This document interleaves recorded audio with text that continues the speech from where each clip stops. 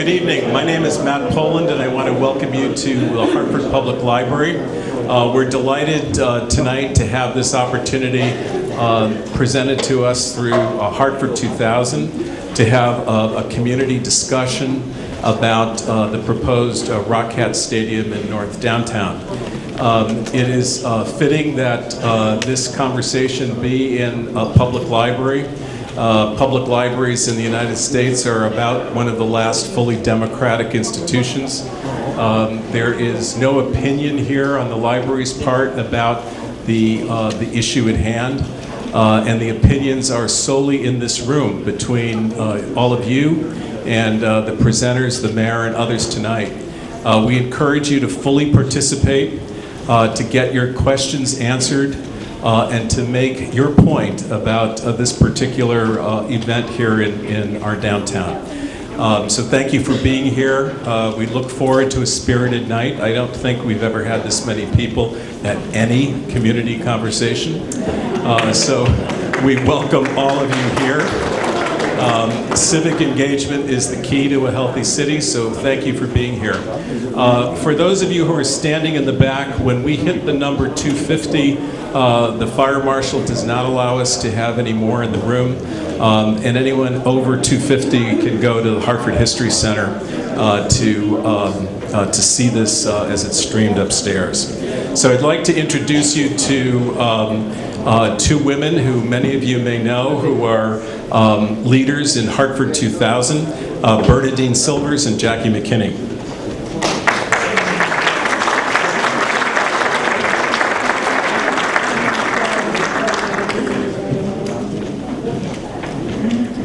Well, welcome. I'm Jackie McKinney.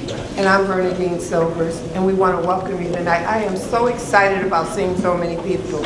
I also have to declare that Hartford 2000 has no opinion about this issue.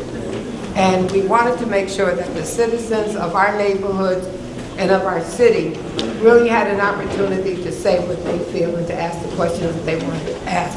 However, we do at Hartford 2000 have a few rules, and we're going to ask you to please honor them also. Our ground rules are: we think before we speak, we listen to each other, we share and respect diverse points of view, we don't attack each other personally, we don't shout, we stay for the whole meeting, we avoid side conversations in and out of the meeting room, we are guided by the meeting chair or facilitator, we turn off our cell phones during the meeting, we speak briefly and to the point, we do not make inflammatory statements or accusations, we help each other stay on topic and on agenda, and we enjoy ourselves. This is a wonderful opportunity. If you look around the room and see all the folks in the room, you should be very happy that you are here and that you're a part of this historical piece as far as I'm concerned.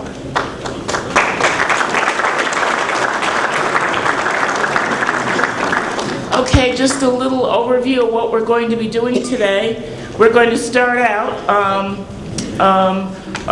with a presentation by the mayor and Tom Deller, and then what they will do is spend about 25 minutes presenting the proposal about the stadium and talking about the steps that they went to get through where we are today. After the conclusion of that, it is your turn to talk. We have 2 mics, and you signed up as you came in. If you are signed up for 1 minute, you would line up on this mic. If you signed up for 3 minutes, you're on that mic. And we have timekeepers that will have, you want to stand up and show them? So you don't get intimidated. You know in advance, they will let you know when your time is up. So, I'm along with Bernadine, I'm very excited about being able to provide this opportunity for everyone to say what's on their mind and get the information that they need to know about what's going on with the baseball stadium. For further information, a couple of other pieces. There's a green piece of paper in your packet. The feedback form is when you're through, if you fill these out, We always use this. This is very helpful for us for doing future programming. And then we have a timeline of how the time will go tonight. Our plan is to finish at 8 o'clock. The library closes at 8 o'clock, so just so you know where we're going with this. I would ask, if someone has already asked you a question, please don't get up and repeat it. Give other people who may not have had an opportunity to speak. We really would appreciate that. Okay, and now I will introduce you to our moderator, Ted Carroll. He's going to keep us on track tonight, so we look to him for guidance, and I'll turn it over to him.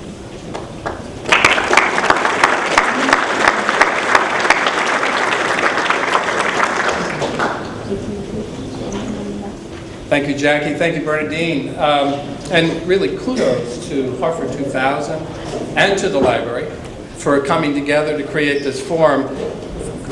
The fact is, there simply aren't enough forums either in the city or in our country where people of diverse points of view have opportunities to come together. Too often, issues of this kind are usually debated in very short sound bites in the media, with all due respect to our friends from the media who are here aplenty, or at long, dreary public hearings, with all due respect to all of those government bodies that are represented here tonight, or sometimes in very unhelpful protest assemblies. Tonight is going to be a community conversation. And the job that Hartford 2000 has entrusted in me is to help create a space here tonight that is open and fair and safe for everyone to express their points of view. So kudos to the Hartford 2000 and to the library for creating this space where we can have that dialogue. Also, kudos to the mayor. We elected him as the leader. We asked him to lead us. We asked him to put forth bold proposals, and he's done just that. There are some in this room who I suspect don't like his proposal or aren't sure yet of how good that proposal would be for this community. And yet, Mr. Mayor, you deserve kudos for sticking your neck out and for taking a stand, and we appreciate that. We've asked you to lead, and that is precisely what you're doing. And absolute kudos to all of you who've assembled here tonight on a hot, muggy, and now very stormy evening outside. You have come out to demonstrate your interest and care for this community. So how will this work? The guidelines are included in this green sheet that was inserted in the brochure. But essentially, as has been referenced, we will have about a 25-minute presentation from the mayor and Tom Deller on the overall proposal so that each of us, all of us in this room, can have direct, clear, accurate information on what exactly is being proposed. Following that, we will have opportunities given to you where you can share your question, your point of view, your concern, an alternative idea, and if you can do it really succinctly, you can line up, I believe it's at this microphone, will be for those who can do so in 1 minute or less. If your idea is a little more complex, or your question a little more involved, we invite you to stand behind the microphone over here. People have signed in and have indicated their interest either in being a 1-minute speaker or a 3-minute speaker. We'll allow those who've signed in first to have the opportunity to speak. If at the end there is still opportunity for those who haven't yet signed in and would like to speak up, we'll do so. We're going to try to close actually before 8 o'clock because the library closes at 8. But if we need to extend the time a bit, we will visit that at that time. So with that, I guess the only statement I would like to offer is that the decision on what to do on this proposal is obviously very important. But how we make this decision may be even more important. It will speak volumes about who we are as a community, and that will resonate both with those who share this community with us and those who are outside this community. So we want to reach a good decision, and we want to reach it the right way, an inclusive way, an open way, and a fair way. And that's what my job tonight is, to ensure that we hit the mark in all those regards. So, without further delay, let me ask the mayor to join me here and to begin his presentation. Ladies and gentlemen, I introduce you to Mayor Pedro Segarra.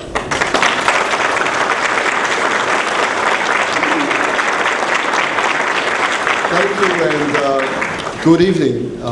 First of all, I want to thank Matt Poland for hosting the event. Matt, the decision to make sure that we had good audiovisual in this room and a comfortable space, I think was a wise one when that decision was being made. So I want to thank you. And I want to thank Carol and definitely thank Hartford 2000 for taking the leadership to have this forum.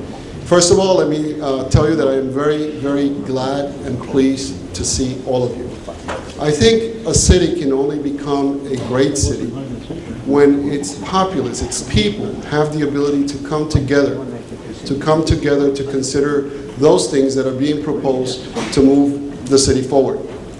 My job as mayor, my job as your mayor, is to move this city forward.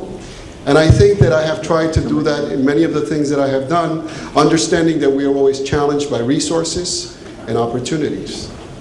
I want to talk a little bit about Downtown North. Downtown North is an area that holds a lot of opportunity for our city. As you know, the highway system that was put in the 50s and the 60s totally separated Downtown North from our city. Every year as we do the budget, we get into this conversation about not raising taxes and how to continue to do the things that we as a city are required to do in order to provide you the quality of services that you demand, yet not increasing the tax burden. And I think that my record shows that for the last 4 years, contrary to what had been happening in years before, that we have stabilized the increase in taxes. Not to say that you're paying the same exact amount as 4 years ago, but the trend upward, it's no longer there. And every year we go through a constant challenge of what the priority is going to be and how we're going to fund that with the limited resources that we have without increasing taxes. So the issue of growing the grand list, of having more property that we can tax, considering the fact that 52% of our properties in the city are tax exempt, and our pilot is never fully funded, leaves our tax-paying base in the unfortunate situation of often having to cost the additional burdens that are placed upon us, sometimes by the state and sometimes by the federal government. So I'm very conscious of the issue of taxes. I'm very conscious of the issue of jobs. It pains me when I go out into the community and I know that I have a job and have had a job since I got here at age 15, and many people don't have one. Dehumanizes people. It makes them feel like they're not worthwhile. It doesn't set for the best role models for children that oftentimes have to live with these families. So when I think of Downtown North, I think of a community that for too long, for decades, has been disconnected from the urban core of our city. And that simply is not fair. It is not fair to have unemployment rates in some communities as high as 50%. On a more positive note, education has become one of the chief priorities of my administration. And I'm glad to say that from 6 years ago to now, graduation rates have increased from about 29-30% to 71%. That is a good thing. More of our kids are going on into college. So the question becomes, what city are we creating to create an incentive for our kids to want to come back home and not opt to go to New York or Boston or other cities that do oftentimes have more things to do? So as you think of Downtown North, I want you to think of increased growth and development that creates growth to our grand list. As you think of Downtown North, think of a community that for decades has been disconnected from downtown and the epicenter of the city. As you think of Downtown North, think of the job opportunities that we need to develop by creating more industries, more retails, more apartments, and yes, more entertainment venues, which the stadium is a component and is a piece of. I don't want our community to think of the stadium as something that sits in isolation and disconnected from everything that it is meant to do, which is generate more economic development and more opportunities for our communities. And as you think of Downtown North, think of the communities that continue to demand more by way of things to do. I think you've heard it before. There simply isn't enough to do in Hartford. I happen to disagree with that. I think there's a lot to do, but you know what?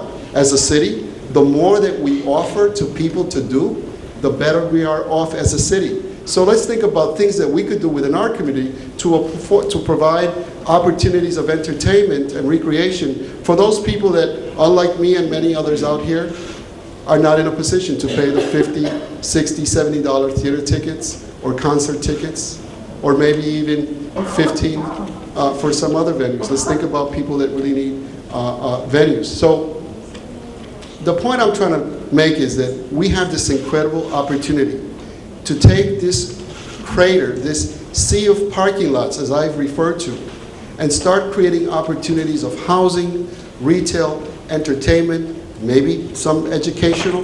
Let's think about what we can do to develop this highly underutilized sea of parking lots. Because our North End community, our Hartford community, really demands and expects a lot better of us. Downtown North is not a secret. At least since I've become mayor, we've been working to refine and create plans for that development.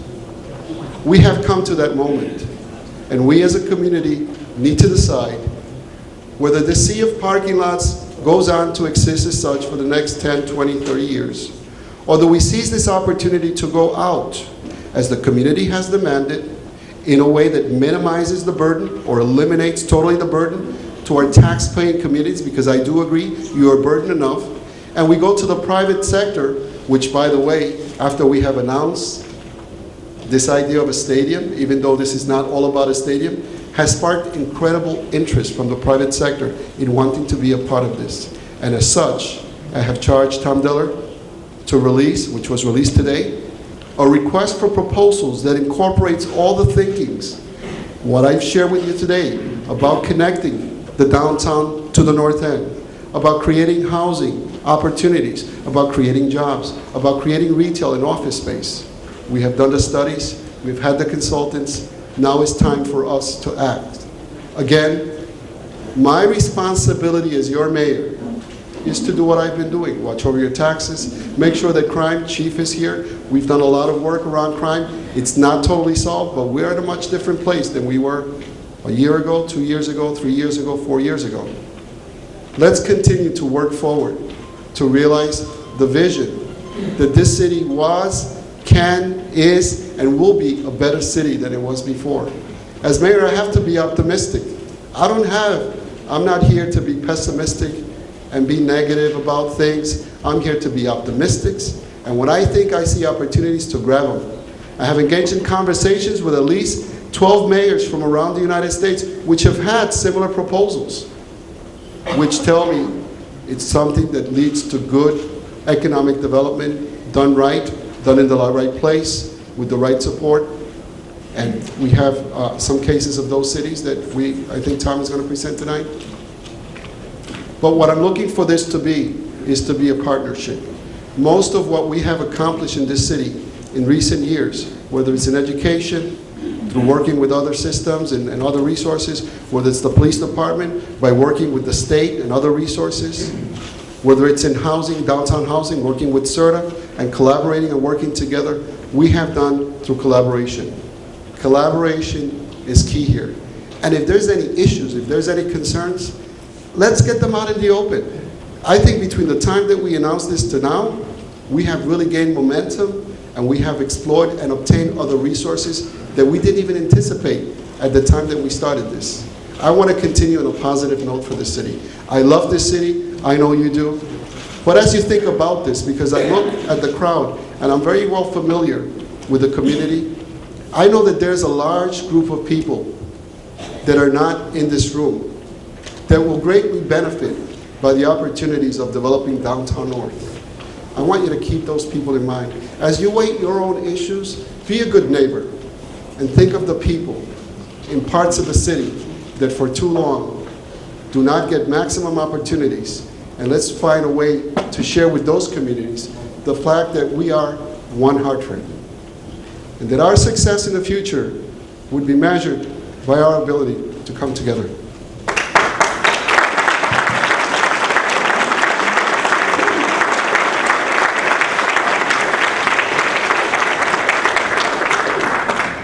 So I have a brief presentation, or I got to figure out how to get up on the screen so that I can run through it. Is there someone? Yeah. We're getting it just 1 minute. Okay. So as we're waiting, oh, it's there.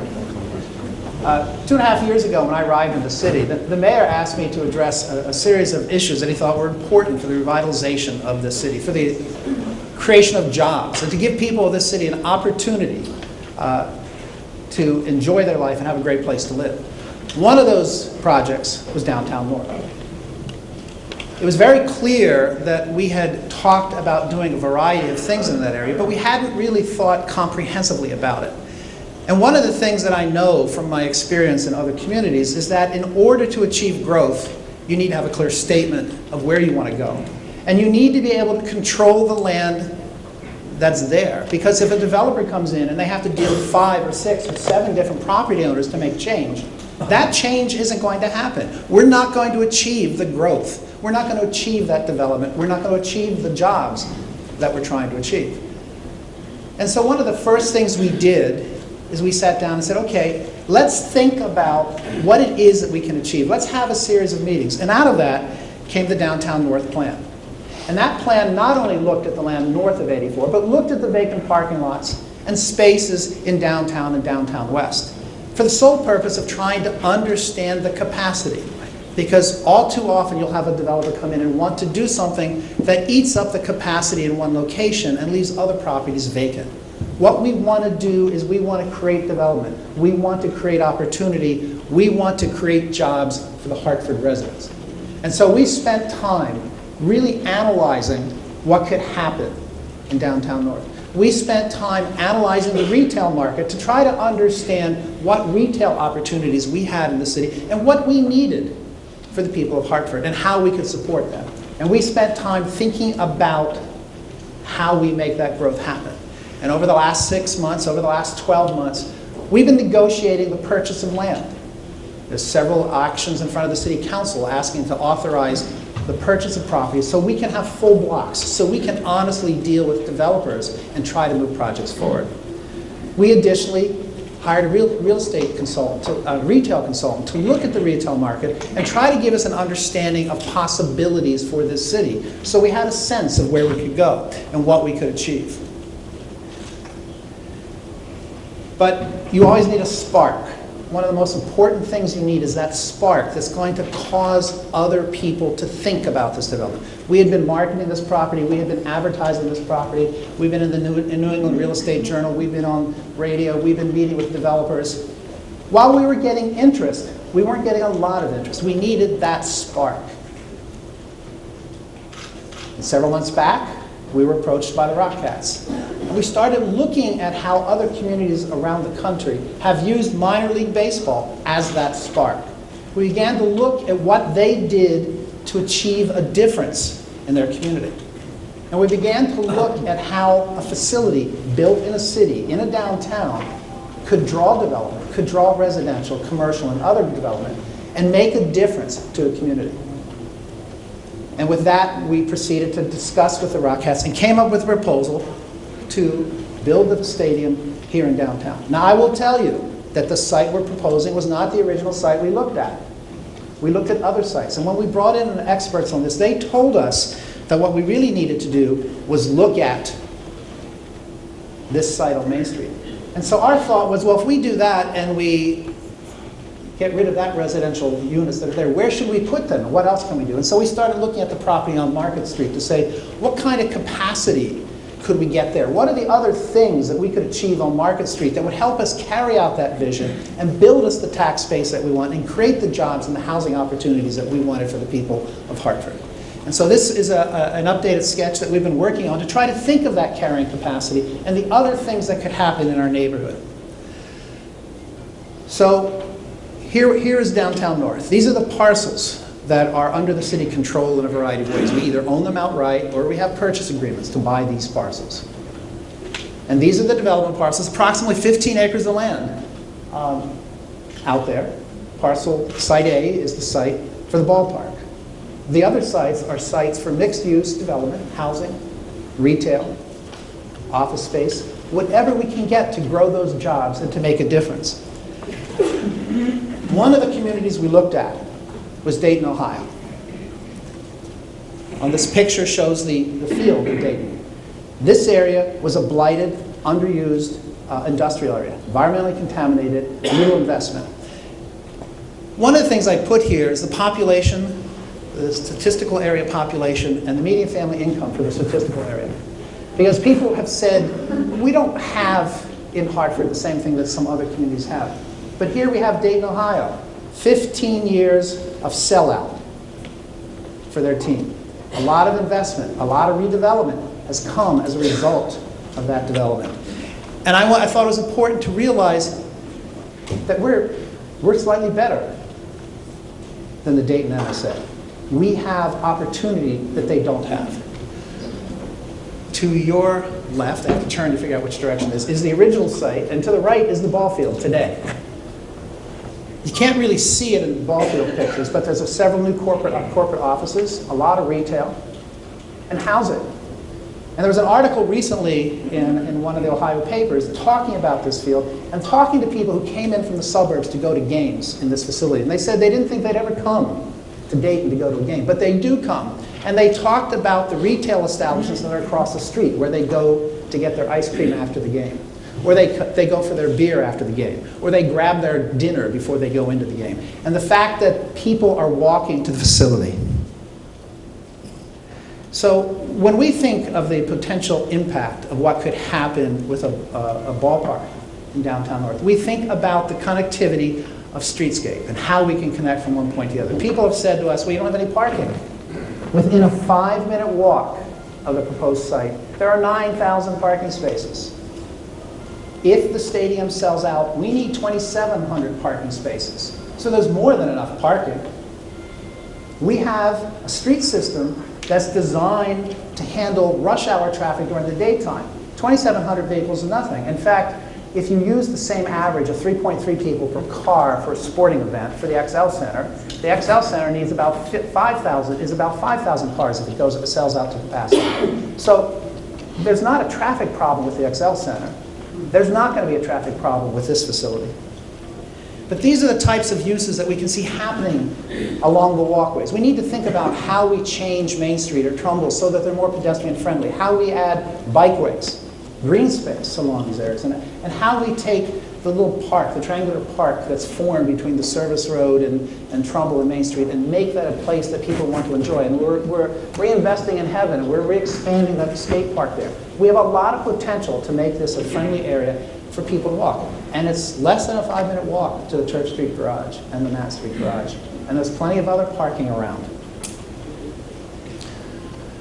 So, I gotta put my glasses on because I can't read this one. So what are we doing? The mayor talked briefly about a public-private partnership. When we first announced the stadium, we were trying to think about the best way to do this. And the mayor and the council president got together and talked about options. We looked at the public-private partnership model. And basically that is an agreement, a deal between a private owner and the government to build something. And in this case, we're talking about building a neighborhood, filling in that crater between Clay Arsenal neighborhood and downtown, connecting back together and to make a place of housing and retail and entertainment. And so today, we released an RFP looking for developers who are willing to come in and fund this development, to have a predictable schedule for the development of the housing and the retail, and to fund the development of the ballpark. Not sure how that might shape out. We're not sure what kind of arrangement that would be. But it is our goal, as a mayor's directive, as a council president's directive, that we figure out how to develop this facility so that there is no impact on today's tax rate and what the people today pay in taxes. And we're working very hard to figure that out. The RFP is about creating a neighborhood. It's about creating housing. It's about creating retail. It's about a supermarket. It's about a ballpark. So we talked a lot about dollars, and there's been a lot of discussion about the $60 million number, and I know it's hard to read some of these numbers. But this is the estimate. These are the estimates for the construction of a ballpark. And these are 2016 numbers because they've been inflated a little using inflation numbers so that we're a little on the higher side. A ballpark today, the estimate for the ballpark, all in, for the construction, is just shy of $38 million. Now, when you build something, you add contingencies because you never know what you may run into. And inflating that to 2016 dollars comes out to $41.3 million. We have soft cost, and this is a very high soft cost because we wanted to be sure that there was enough money if we had to develop this facility. And this soft cost includes the design, the permitting, environmental, and an additional contingency. Because when we were estimating this, we wanted to make sure that we weren't going to come out and say, oh, we need $45 million, and actually we needed $50 million. We wanted to be safe. The other costs are land acquisition and road reconfiguration, the pedestrian amenities that would go on the streets that connect Main Street as a more friendly street across 84 to address the difficulties of that connection. One of the other things we did is we asked a consultant to prepare projections on the economic impacts. Now, everyone debates numbers. You know, you created these by using a model. Yes, the consultants used the RIMS model, which is prepared by the U.S. Department of Commerce. It's an accepted model with their statistics based on averages across a region to predict what would happen if something was built. This is numbers that are directly related to the ballpark and indirectly related because of what happens because of the other jobs and growth in the area. These are based on national averages, and these are logical numbers based on that model. Governments across this country accept these numbers as standards for understanding and predicting what's going to happen. Are there going to be exactly 903 direct and indirect jobs because of the construction of the facility? The model says yes, based on averages. But some of those are going to be real construction jobs. Some of those are going to be the support jobs in the lumberyard, in some other trades that actually support the construction facility. And when you look at the reoccurring permanent jobs, there's going to be a certain number of jobs in the facility. A team is going to have somewhere between 25 and 35 full-time employees. But to operate a ballpark, they need to have staff to maintain that. They need to have people who work in the concessions. And so that's anywhere between 150 to 300 people in the season, the seasonal jobs. And when you look at the model, when we looked at Dayton, one of the things that we found is that the ballpark was almost, in a sense, a family business because people repeated year after year, coming back. Their families continued to get jobs. It created a sense of employment, a sense of belonging. And so these numbers are out of a model, a nationally accepted model, that project what could happen as a result of the development of the ballpark and ancillary development. Those are a series of highlights, presentation, and I think with that, we'll stop and turn it over to Ted to run through the questions. Thank you.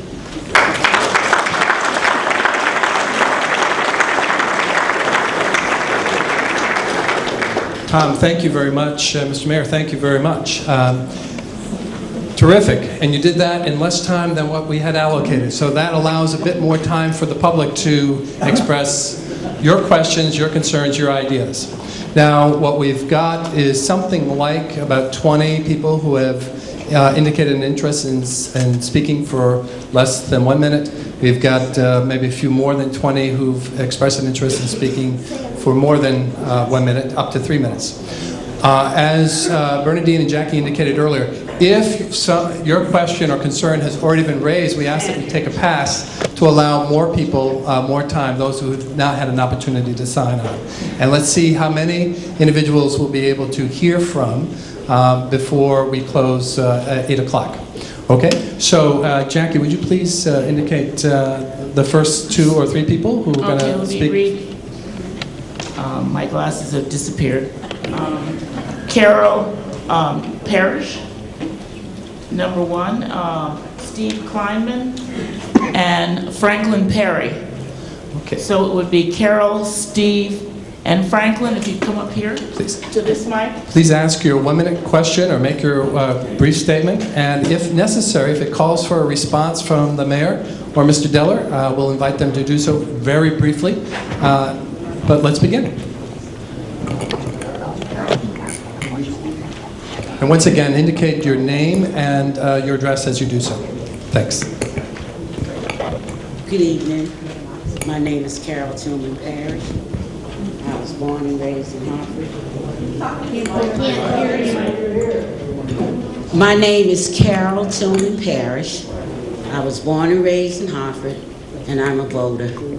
And I was just listening to the presentation, and I do have a lot of questions, but one thing he did answer was, you're doing this for people to come in from the suburbs. Why do we have to keep paying for people to come into the suburbs?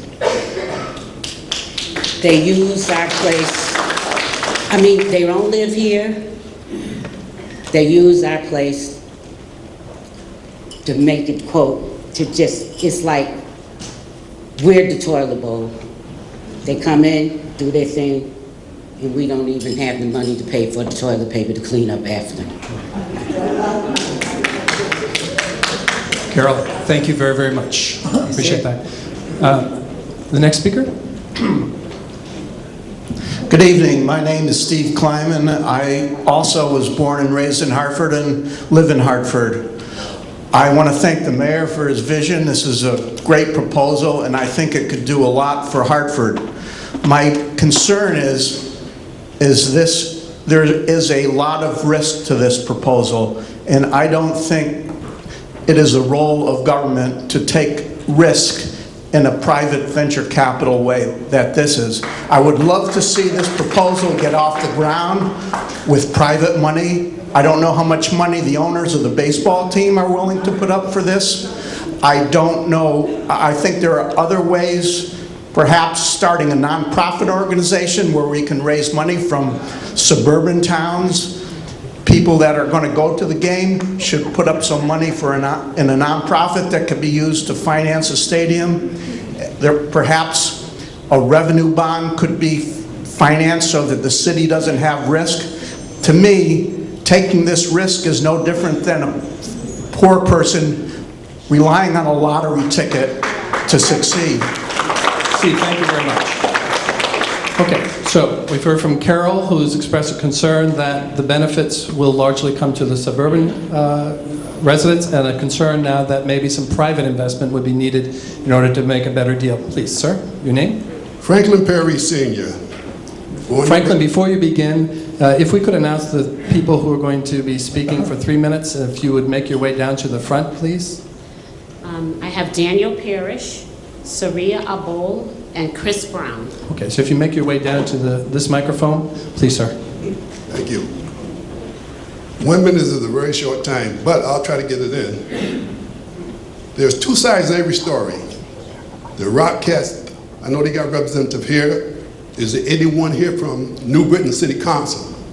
Because if you just only get one side of a story, then you're going to have anything to balance it off. But I'm willing to listen, because I'm not pro or for the baseball stadium at this time until I get additional information from both parties. Great. Thank you very, very much. So call for more information from people who live and lead in New Britain. And so our first speaker over here is Mr. Parrish. Good evening. I'm Daniel Parrish. I live in Hartford on Burlington Street in the Blue Hills neighborhood.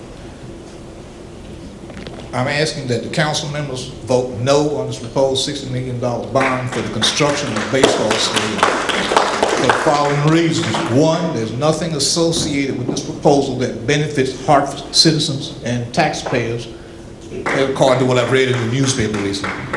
Secondly, the proposed total bond cost of over $83 million, that's a $6 million plus cost, would impose a harsh and unnecessary tax burden on Hartford's taxpayers who, despite being in Connecticut's poorest city, already have the highest mill rate, a whopping 74.29 in the state.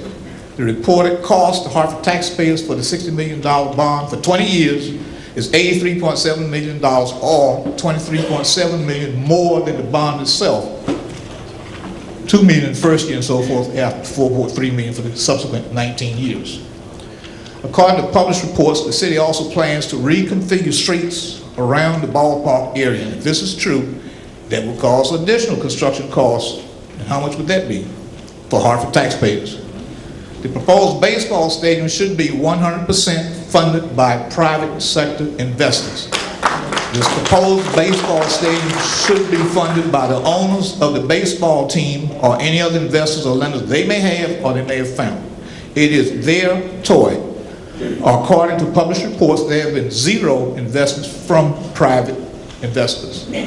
A previously reported project for a supermarket and mixed income housing and mixed commercial use development for this site would be of better value to the northeast and downtown neighborhoods by providing better quality and less expensive food choices to residents. It would also provide the long talked about downtown housing. It would also provide more stable long-term jobs. There have been a number of published reports and studies over the past several decades which have shown generally that taxpayer-funded sports stadiums have not generated any benefits to the residents of the cities involved. If anything, they've driven up the costs in those places. The reported payments to be made by the team owners after the stadium is built are lease payments of $500,000 for the first 15 years of a 25-year lease, or roughly $7,500,000, and $650,000 for the next 10 years of that lease, or $6,500,000. 30 seconds. In short, the cost for this thing comes out to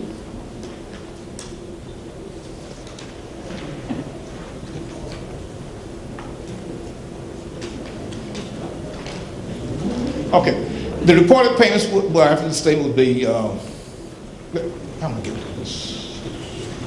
Over 20 years of the reported total possible $28 million income from the owner's lease payment. Parking cost is about $55,200,000 less than the $83 million total cost of the bond. Mr. Parrish, thank you very much. You've raised some good questions and some possibilities. Before we go further, I'm going to invite the mayor to speak to any of the questions or statements that have been made to date and see if he can shed some additional light on the questions. Mr. Mayor? Yes, I just want to say that I want to be very clear, as I've indicated in the beginning, that I have had numerous conversations with the council president, with the council, with community members, stakeholders, to weigh in, and that is what has, in part, made us push to explore the opportunities in terms of a public-private partnership that will minimize or totally eliminate any tax burden to the taxpayers. I just want to be very clear. I also want to be very clear that yes, we have to be mindful of not having a predatory relationship with the suburbs, but we also need to understand that as a capital city, it is something that we can also exploit to our advantage in terms of providing venues, entertainments. These are the things that fill up our convention centers, our hotels, and generate jobs. On the issue of the Rock Cats, I just want to make sure that you understand that that is one component that's meant to accelerate development and growth in the area, and that there's other components to this plan that include housing and economic development. On the issue of the supermarket is clearly stated in the request for proposals as a necessary element of development in this area. We had one operator that decided that he could not be a part of the process because he did not want to be next to an entertainment venue. I, as mayor, I'm just going to be very honest, I want a supermarket there. It needs to be a part of the development, but I cannot let the supermarket drive the development in the whole entire area. I have to think about growth for the whole area. So I'm very open to the idea of a market. It needs to be an integral part of this. We have resolved the issue. I think council is no longer considering, and at some point we would need to procedurally do what we need to do, but we're talking about a public-private partnership. It's been done in many other cities. It's not something that we just came out of the blue. It's been done successfully in many other cities. Thank you. Thank you very, very much. By the way, in addition to the $20 million worth of rent payments from the stadium operator, from that portion of the total development, there's also the investment of bringing a $16 million team to our city, something that many other cities would love to have and unfortunately don't have the opportunity. Thank you. So let's continue with questions, issues, ideas offered by the public. I mean, my name is Shariq Iqbal. I live on Fayette, West End of Hartford. I'll start by congratulating the city for keeping under wraps for 17 months. Could you get a little closer to the mic? I mean, I'd like to congratulate the city of Hartford for keeping under wraps for 17 months. That's very, White House should start calling them. But anyway, my point is this. I am for the development in downtown. I know that a lot of things going on in the city of Hartford. The Yukon is moving here, and the agencies are moving here. But I just got the tax bill yesterday, but I don't want to pay for it. I like to. I mean, I don't want to put anybody on the spot. But like the mayor to say, read my lips, no new taxes. That's my point. I mean, I don't think I'll be able to use all 3 minutes, but there are tons of questions. There's a lot of rosy pictures have been there. There are a lot, but I hope it pans out. I'm all for development. We are all for development. I mean, we just don't want to pay for thank you. You like the idea, but you're not sure about this no tax impact offer. Okay, thank you. Please. Good evening, Christopher Brown, 121 Putnam Street in the Frog Hollow neighborhood. Chris, before you continue, could you please announce who the next 3 speakers will be on this side? Luz Alvaro, Dina Sakim, and it looks like Ebony Murphy. Okay, so if you make your way down here, please. I'm sorry, Chris. Good evening. This past weekend, a woman in her 50s was arrested for panhandling on Trumbull Street. I've encountered this woman many times as I've walked around Hartford, and she may have some issues and she could use some help, but I never found her to be a threat. Why is it that when a 50-something needy panhandler is downtown, she gets arrested, but when billionaires like the Solomons come begging, the mayor's office trips over itself to go into debt? So please then, if billionaires want to build ball parks, let them. That would be great.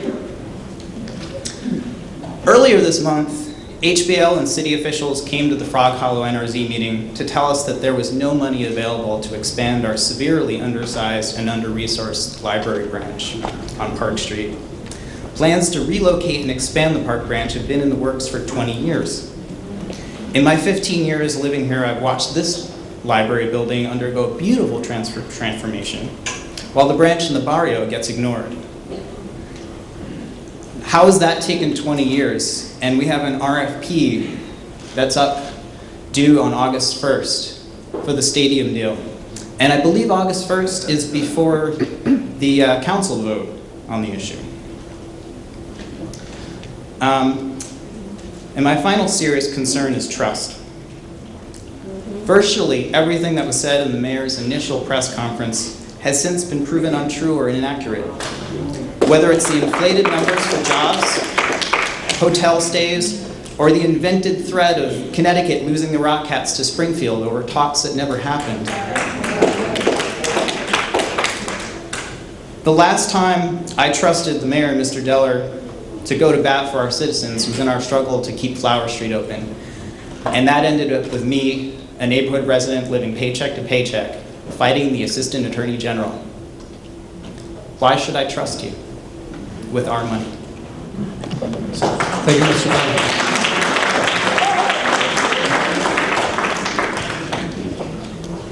I'm a lot more optimistic, and I think that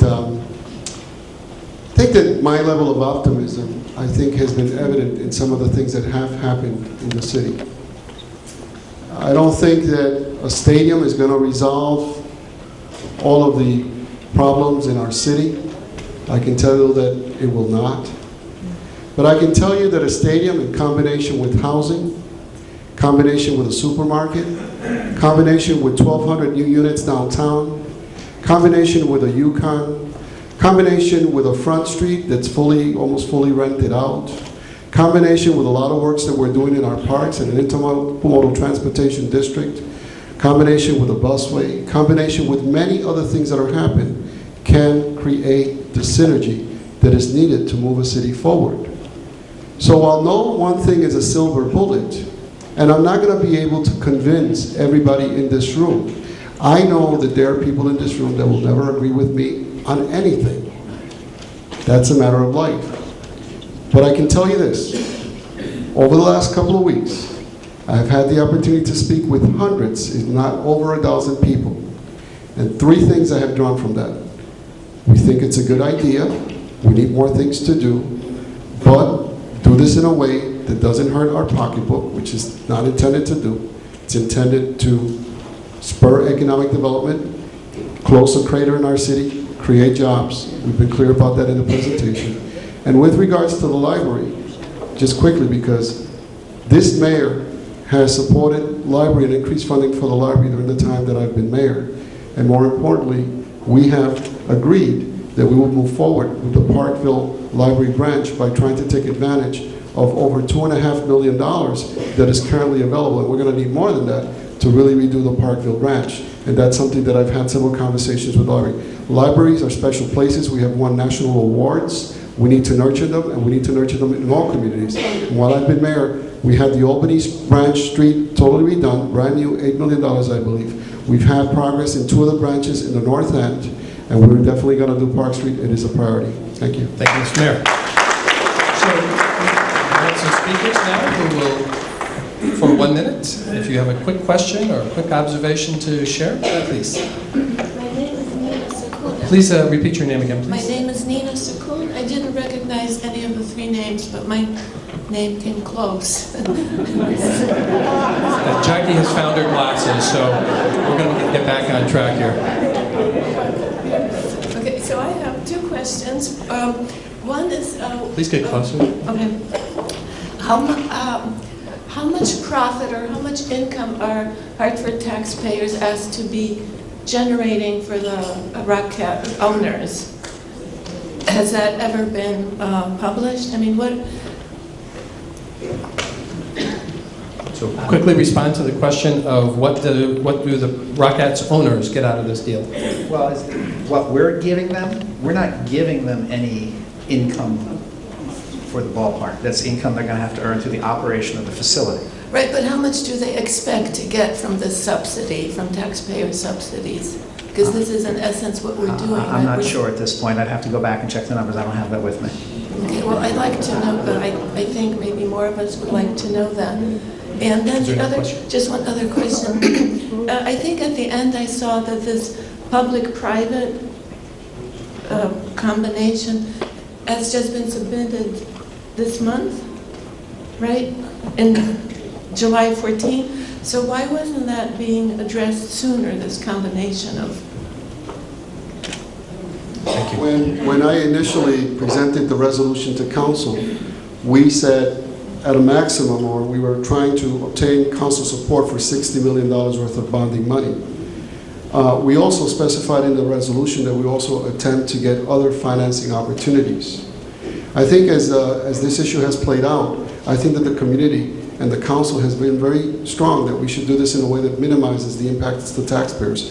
So that's where we come into a public-private partnership agreement. And I've also indicated that over the past couple of weeks that we have had a lot of interest on the developer and the financial interest side to do this.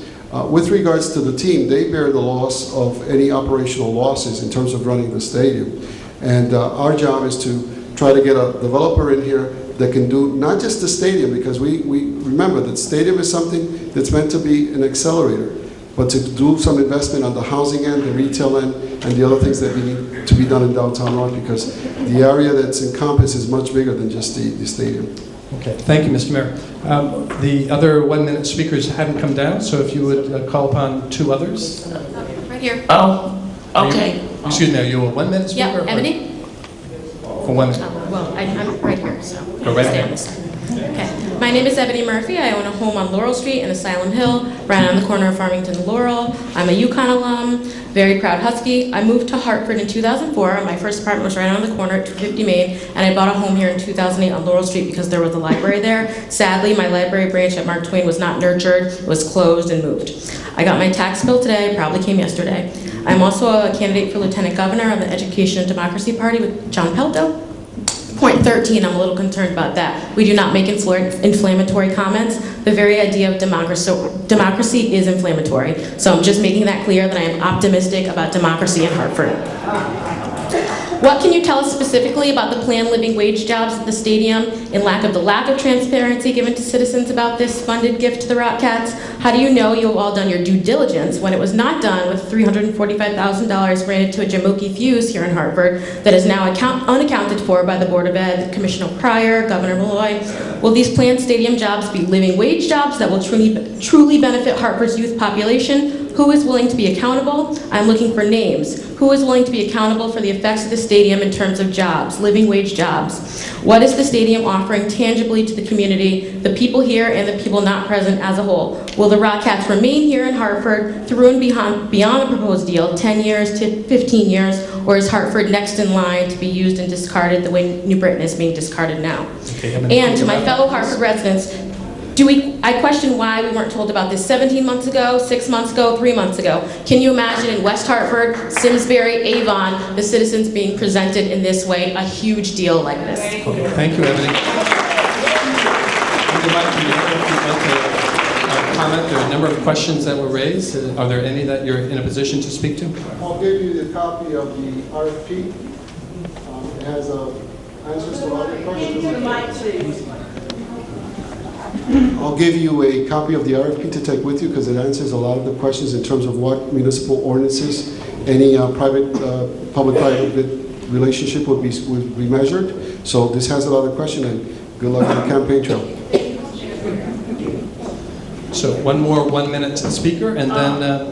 Is there a Deborah Cohen in here? You want to come to this mic, please? The next 3-minute speakers are Alicia Barrows, Jamel Ragland, and Tina from Ann Street. Okay, so if you'd make your way down to the front, please. This is 1 minute, please. Okay, my name is Deborah Cohen. I live in Wethersfield, but I spend a great deal of time in Hartford, and I value the city. I just want to make one comment. I know for myself, and I would think that for many other people here, whether or not the stadium is built is almost secondary to the issue of the lack of transparency, Mr. Mayor. This was not introduced to you 5 months ago, 6 months ago. This was introduced the better part of 2 years ago. And the people who live in this city, those of us who come and spend our time here in the city really deserve transparency on the part of city government. And I hope that going forward, that's something that you really take to heart. Just please keep in mind that we need to trust you, and right now many of us don't. And I do say that respectfully, sir. I'm looking for change. So, Mr. Mayor, if you'd respond to the issue of transparency.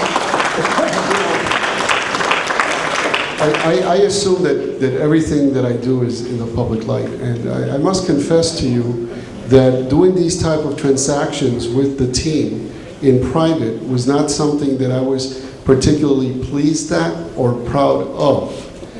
But I understand that in the sense of municipalities and state governments working with these type of venues to bring them on board, that is the nature of how they occur. And it was when I became convinced that that's the case that I had an option to make. Good thing about it is that, for good or for bad, it has us all here today talking about moving our city forward. So, you know, I hope that I can regain the confidence by succeeding. And I think that in our city we're showing progress on multiple fronts. That would be the best evidence to regain your trust. But as to that issue, it wasn't a process that I was particularly happy with, but I also did not want to be sitting here before you saying, how come you had the opportunity to bring a minor league professional team to the city that could have had all these impacts, and you ruined it by doing X, Y, or Z, or just sabotaging the whole situation. So it's kind of a mixed bag. Okay, thank you, Mr. Mayor. So we have some 3-minute speakers at this point. Hi, probably won't take 3 minutes, but great. My name is Alicia Barrows. I'm a Hartford Northeast resident, mother of 2 boys, ages 16 and 5, right there. They both of whom have had the honor of playing on the Hartford North End Little League, and I'm 100% supportive of the proposed baseball stadium. I believe that this is a great opportunity for the children. I believe that this is a great opportunity for the children of the Little League community to be able to be in close proximity toward a physical manifestation of something they dream of. What is apparent is that Hartford appears to be approaching a financial collapse. However, no one yet has addressed the moral collapse already in place. Our family structures, which are the binding of every community, is gone. This stadium has the potentiality to reconnect families by simply going to the game. In terms of its potential risk, well, in any organization, corporation, or business entity, there has to be calculated risk in order to achieve failure or success. Hartford clearly does not deal in risk, so our economy and our overall vitality has remained stagnant. Hartford needs a boost, and I think this is a valiant effort to kickstart any potential efforts already in play. I support this effort and am happy to be spending my money and entertaining my family right here in Hartford. This may not be the appropriate place, but considering we are located between two major malls, where at one time our downtown was the epicenter of retail in Hartford County, I wish that we would have, or could have, scattered retail factory outlets downtown. It would create more foot traffic and support existing businesses already down there. I'm tired of spending my money out of town. I would like to spend it here, so thank you. Thank you very much.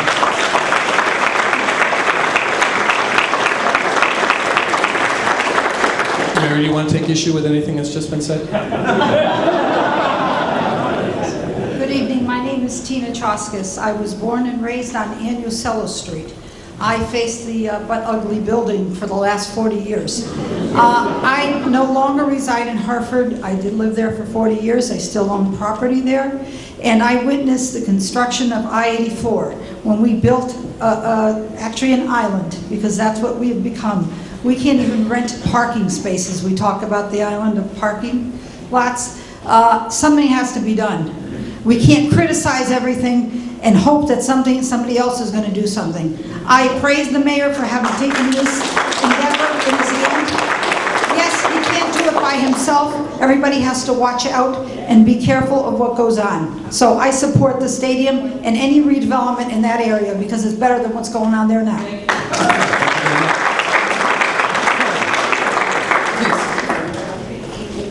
My name is Jamil Ragland. I live on the corner of Main and Nelson Street, right in the North End.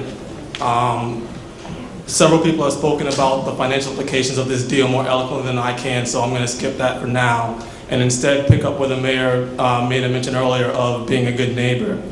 I live in the North End. My son and my ex-wife live in the North End as well. I work at Capital Community College and at Trinity College. I spend a lot of time walking around the city. I don't drive. I take the bus everywhere.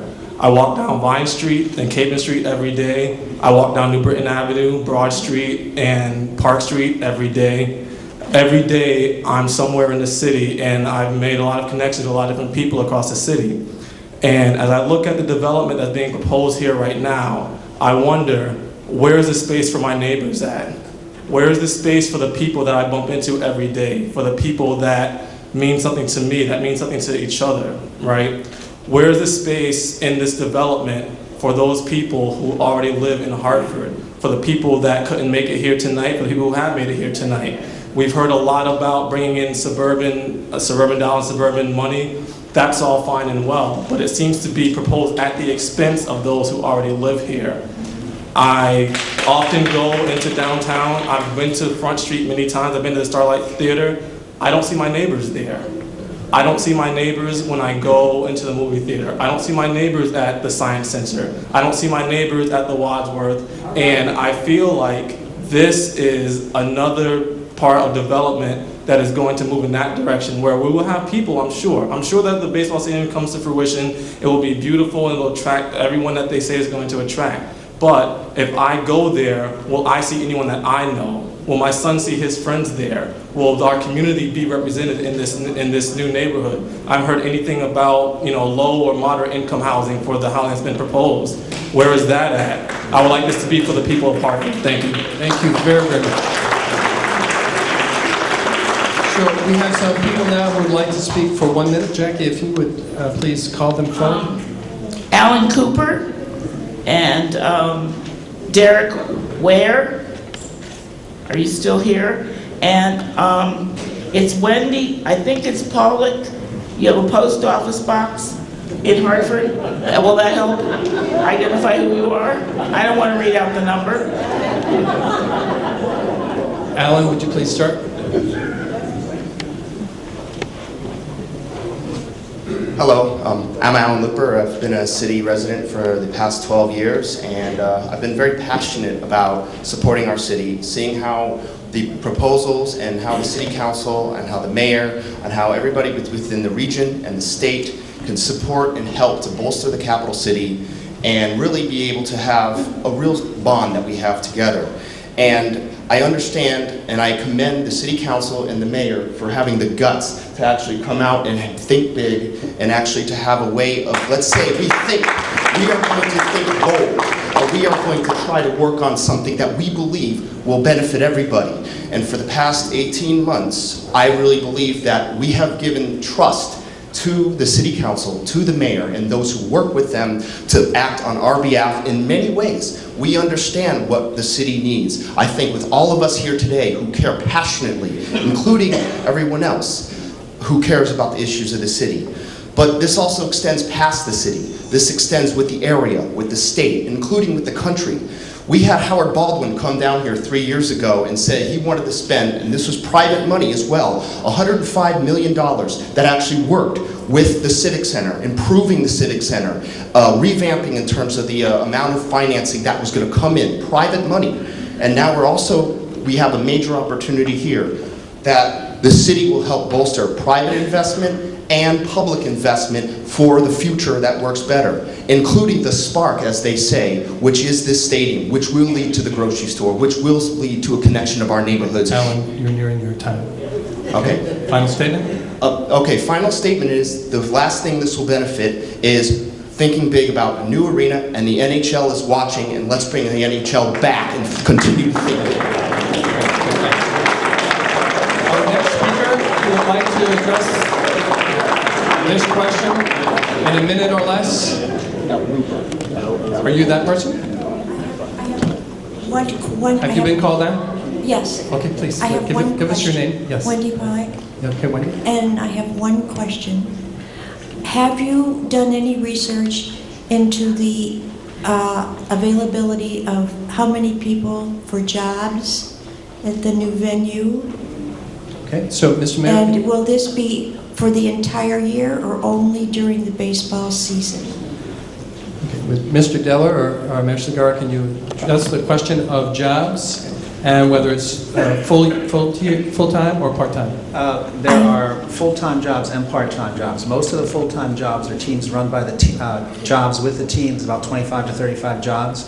The part-time jobs run between 200 and 300 jobs seasonally, but there are also, as we talked about earlier in the numbers, there are what they call the indirect jobs, jobs that result because of the development that happened because of the development of the ballparks. So at the moment, the ballpark will generate during the season 200 to 300 jobs that will be part-time jobs. There will be the ancillary jobs that come about because of the development, which will be full-time jobs in restaurants, retail, and other places. Okay. Thank you very much. I just have one question for the mayor. In the beginning, he was speaking about different things in Hartford for entertainment and so forth. And I have approached you several times on my free history tours of Hartford, over 50 places. Yes. And you didn't seem interested. Why I am not? very Can we pick up that question outside the meeting? I am very interested. To the topic tonight, but I'm sure the mayor will be happy to speak to you. I am very interested in the history and everything that has to do with the history of Hartford. I was speaking with some of the folks here about our history with baseball. We basically invented the sport here in the city. One of our mayors actually was the first commissioner of the National Baseball League, right, Mr. Buckley. I think that we need to do a better job, and we're having a resolution that's being presented to have a city historian. And I know that we did speak at one point about South Cemetery as a historical asset as well. We just got done with... Okay, Mr. Mayor, let's move on. Okay. As the topic tonight is not about history. I love history. So we're going to call up the next speakers who will be speaking up to 3 minutes. Okay, we have Larry Williams, Councilwoman Cynthia Jennings, and we also have Mr. Outlaw. Okay.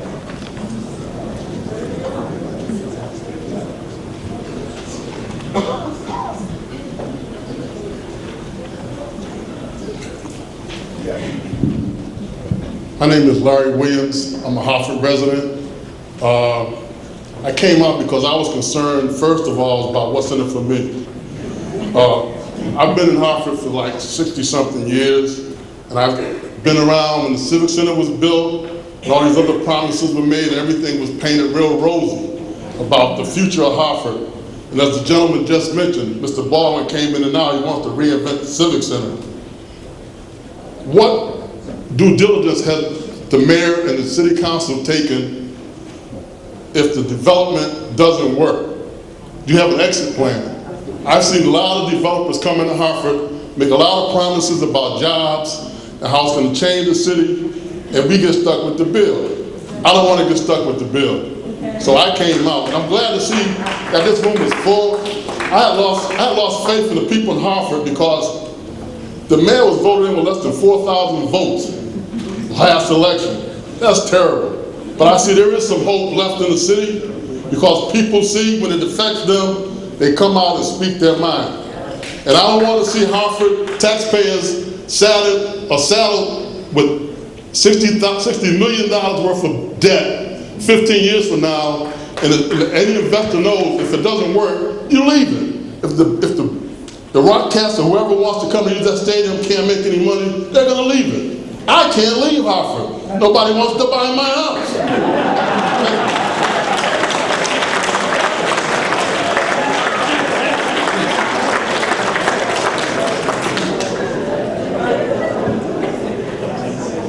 My name is Terry Outlaw, and I recently, not too long ago, moved from 31 Acton Street in Hartford to East Hartford. But I've lived all over Connecticut and spent a lot of time in Hartford since. My wife and I moved here from Jamaica, New York in 1972. Since that time, I've seen a lot happen and develop in Hartford, but I also have seen a lot that hasn't happened and hasn't developed in Hartford. My primary concern, because a lot of the questions I had have already been answered, if this project goes forward, if it's approved, for the construction of the project, having spent 45 years in the construction industry myself as an electrical contractor, what I'd like to know is, does the RFP require any of the contractors, the developers, architects, everybody that's involved with this project and other projects like this to include apprenticeships for people who live in Hartford to become a tradesperson, a building tradesperson, and for all the businesses that will support this project before, during, and after, will there be internships for those students who graduate from high school and college in Hartford, so that the people who actually live in Hartford, go to school in Hartford, work, play in Hartford, will benefit directly from this project? Thank you very much, Mr. Allen. The question is related to what are the longer-term economic or employment benefits. Can you speak to that, Mr. Mayor? I just want to read the portion on F, Job Training, Employment, Contracting, Diversity Plan. The City of Hartford has specific targets and goals related to local employment, job training, and affirmative action. These are included in the attachment to this document, Appendix B. The respondent will submit a detailed plan which articulates its commitment to this plan, which outlines a strategy to exceed the standards of prescribed therein. So, you know, this is as much economic development as an opportunity project for our city, so that's something that we've incorporated in the request for proposal. And again, council needs to vet. You know, we have an RFP, we're going to get the responses, but council needs to weigh in as we review those proposals to make sure that all of the interests are balanced and move forward in an appropriate way. The team also has an internship program, and I don't know if you want to just speak briefly to that. Hi, my name is Josh Solomon. My siblings and I own the Rockettes. I've really enjoyed getting a chance to meet with folks from the NRZs this week, and I will continue to do that going forward. To your question about internships, yes, we have an internship program that we hire local kids, high school kids, and get them involved in the business of baseball. Not to play baseball, but to work in our accounting departments, our communications departments, our PR departments, so they can build resumes to go out and find jobs. I'm not sure who asked the question, but who they can look to that we're going to hire people from Hartford and pay them a fair wage. That's me. I'll be here. People can talk to me after, and I'm not going anywhere. So I look forward to meeting all of you and look forward to the opportunity to move my business into this area of Hartford that I think is really going to spark a lot of growth. And I think this part of Hartford really deserves it and to have something that they're very proud of. Thank you very much. The mayor made reference to the role the city council plays. Happens that Cynthia Jennings, one of our council members, is here. Good evening. I'm Cynthia Jennings, as most people know. And I think that we have to recognize the fact that we are at a period of time in our city when we have no more rainy day fund. We have no more money. If we don't hire Hartford residents, our city will be cutting off services and laying off people. It is critical that we come up with some income streams in this city that are going to keep the tax base from going up any higher and allow our people to work. I am supporting, as is the other council members, a 100% hiring of Hartford residents for the city, as well as in the private jobs that come into this city. If we pay taxes for these jobs, then our residents should have those jobs. It is their money. We have unprecedented layoffs. We have unprecedented unemployment, 16.7% unemployment.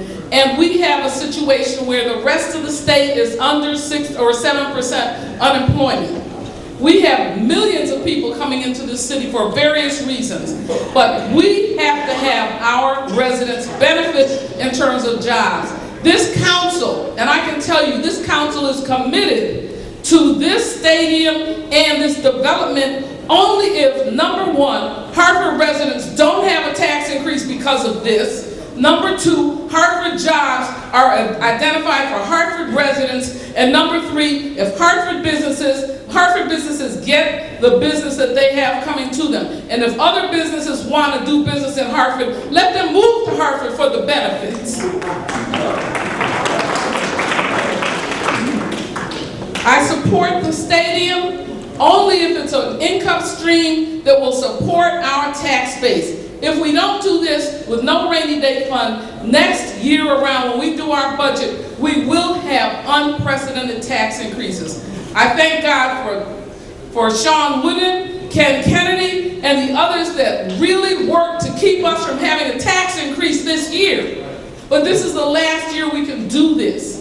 So we must come up with some income streams. I know Tom Deller and the mayor have heard me say this so many times, but we have got to have some ways that bring money into our cities and do not drain the money out from our taxpayers. We are not going to pay for a stadium. We cannot afford a stadium. Some of us can't afford a home. So I will just say that as far as I'm concerned, I support the stadium if it is a stable tax base that brings in revenues, builds our businesses, employs our people, and that we understand that we are no longer in a position where we are trying to benefit the entire world. We must protect the rights of our people to work. Thank you. Thank you, Councilwoman Jennings. Jackie, we're now ready for 3 people who are interested in making short, less than 1 minute statements or offer questions. Okay, we have Luis Enriquez, Ali Rasmal, and Tina Franklin.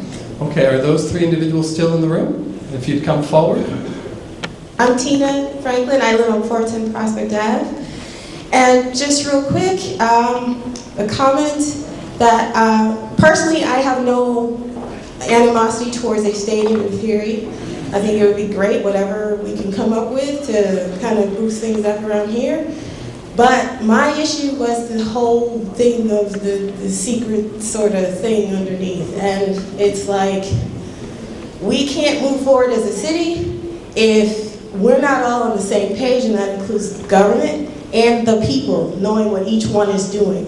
We have to foster a culture of trust, or we get that back if we had it in the first place, or none of the development, none of the stuff that we do is going to mean a hill of beans if people don't trust, if people don't know, and if people are not included in what goes on in this city. Thank you very much.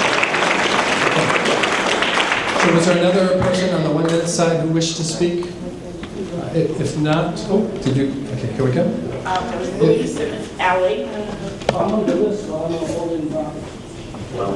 We're going to do it in order. Okay, so let's move over here to the two speakers on the 3 minute side, please, if you'd introduce yourself. My name is Mike Cuttigan. I live in Wethersfield now, but I grew up in Hartford. I'm a longtime baseball fan. I go to probably 20 or 25 games a year at New Britain and have been doing that for many years. And back in my youth, quite a few years ago, used to go to Hanover Street to see the Hartford Chiefs. So I'd love to see baseball back in Hartford, full circle for me. However, I have a bunch of questions. And most of these come from reading the Brailsford Dunleavy Consulting Report that came out a few weeks ago that the City of Hartford, I believe, commissioned. First question is the number of hotel rooms. We're talking about 340 hotel rooms a night. There's no way in the world that's going to happen. The visiting team players probably take up 20, 25 hotel rooms a night. And I don't think they stay in top line hotels. There are probably a few scouts that come in, but it's not even close. That number is exaggerated badly. Next item, parking. They're talking about 2,700 parking spaces for the games in Hartford. I talked to the City of New Britain last week. They administer and collect the revenue for the parking at Britain Stadium. The average over the number of years, it depends a little bit based on weather and things, is about 600 paying parking people, parked cars per night over the year. Now maybe it's a little more on overflows and special occasions. That is not anywhere in the range of 2,700. So those numbers are way, way exaggerated. Next item, geographic area. The report, the consulting report, seemed to cover almost the entire state as the market for the Rockettes. Well, that is incredibly hard to imagine. Baseball is good there. It's AA minor league baseball. There aren't people coming from far away to games, other than a few fanatics. It's just recent, isn't it? I go to many, many games over the years. It's only the last few weeks that the ticket takers at the ticket booths are asking for your zip codes. So basically, Mr. Solomon, you don't know where your fans come from. You only started asking a few weeks ago. You've been there 3 years. Dowling and Levy were there many years before that, Joe Busis. No one ever asked me where I came from. So that's something that has to be thought out very clearly. Next point is the attendance. These stats come from Baseball America, which is the authority on baseball stats. The attendance has been down the last 2 seasons, not counting this year, it's an incomplete season. I don't quite know why, but it's a worrisome point that at the time the new owners came in, attendance started going down. That concerns me. Should concern the City of Hartford, because that's where eventually you're going to get your revenue from the owner. Mr. Deller mentioned, closing this presentation, that there's some kind of models he talked about in one of the last slides. I'd like to know, I'd like to see it published where the PDF, the URL, the internet connection is, where we can all see those models. Some of the questions I just asked may be covered by that. I hope baseball succeeds here. I hope baseball succeeds, continues to succeed in the Hartford area, but I fear that the City of New Britain's been alienated by the way that it was conducted by the Rockettes management. I don't think it's going to work in Hartford, and if that happens, the team could go elsewhere, and then we have no baseball. That's my main concern. Thanks. Thank you very much. The speaker has challenged a number of assumptions, but as for a link to a PDF or a website where more information can be obtained, can either of you address that question? The RIMS 2 model is created by the U.S. Department of Commerce. The information, the data, the things that are used in that model are from the U.S. Department of Commerce. I don't have the webpage off the top of my head, but we did look at it, we did analyze it. I understand that there's a series of assumptions that go into that, and the numbers, the report that the consultants have done is available. I don't have it with me tonight, but it is available. It's about 20 pages long and runs a series of numbers that talks about what the projections are based on the assumptions in that model, so it is available. Okay, so the consultant report can be obtained via? Put it on your webpage. we'll put it on our webpage. Okay, thank you very much. Was there another 3-minute speaker ready to present? And before you begin, if you could call please the next 3 1-minute speakers, and please move down front in the interest of time. Garrett Rapsiller.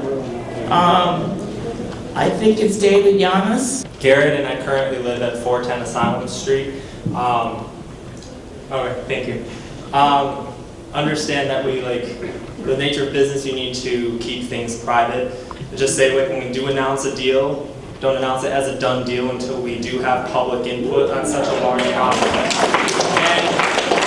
But to that point though, this is an exemplar of the democratic system. Having everyone in this room saying their opinion and able to get it out there. And I really do commend everyone for being here tonight and showing their support or criticism. Both are needed. But I just wanted to say, this really does have the potential to be a catalyst of development, an area that's not had development for decades. And when else is there going to be an opportunity like that? That being said, there in Connecticut, almost like no place else, do we have 169 towns that decide and think of themselves as independent, 169 towns. We need to get past a toxic relationship between the city, between the state, and both sides, both urban and suburban, and really come together as a region, because only as a region can projects like this succeed, and can we succeed as a region. Because we're not competing against the suburbs, we're competing against the Bostons, the New Yorks, we're competing against people that are in other countries. We need to come together as people from Connecticut and be proud of our own state. We need the state to get involved and say, hey, us as taxpayers, we also want to help support this. Us as UTC, us as GE, we want to get behind this as well, because that's how you thrive, that's how you have a successful democracy. Thank you very much. But they're not. I'm Frank Piscatello, and I live at 69 Tremont Street. I grew up in Hartford. I grew up in the North End on Edgewood Street by Keating Park. And I want to say that I'm for the stadium because we need something to do spark for the city. I was mixed on it, but after listening, we have to invest in the city. And like one gentleman said, that we have to raise the money. Well, bonds are an investment of raising money that I understand. And we also need, as a kid, we had Underwood typewriter, Royal typewriter, Colt firearms. The woman spoke about Colt, but they took big chances after the whole place, I believe, burned down years ago. And people work for the city. If anybody remembers G. Fox and Company, it burned down. And the people paid all their bills because they didn't know who owed the money. People invested in this city. And the spark is a stadium may help. We hear everything about all the things done wrong in the past. Let's put them to the past and move forward. And the other thing is, we also, the reason I'm for it is, the other buildings that are going to be built with it. And with all the manufacturing that we had here, maybe we can take some of these buildings, get some manufacturing where we can have assembly of parts and everything, and take them back from China. Los Amigos Softball League here at Coast Park. Every Sunday I got at least 400 members, plus the fans, probably around 1,000. Does not compare Hartford to the Britain. We are a lot bigger. Our league, we deal with the Mike Peters, we deal with Roberto Clemente. What the mayor is doing, bringing the stadium to Hartford, is the best thing. Sports is education. Sport is something that always going to be positive anywhere you install it, anywhere you play the game, it'll be positive. And I pay taxes. I live in Hartford. I used to own a business in New Britain, and I never went to a Rocket game. But here in Hartford, I'll be there every night. So please support this. Good evening. My name is Ann Goshtigian. I live at 80 Weathersfield Avenue, which some of you will know as Armsmere, the former home of Samuel and Elizabeth Colt. Elizabeth Colt was a great benefactress to the city of Hartford. She cared about the community. It wasn't so much to bring glory or money to herself, and I'm here partly in that spirit tonight. I love my city of Hartford. I was born and raised here, and I love the game of baseball, and I have since I was a little girl.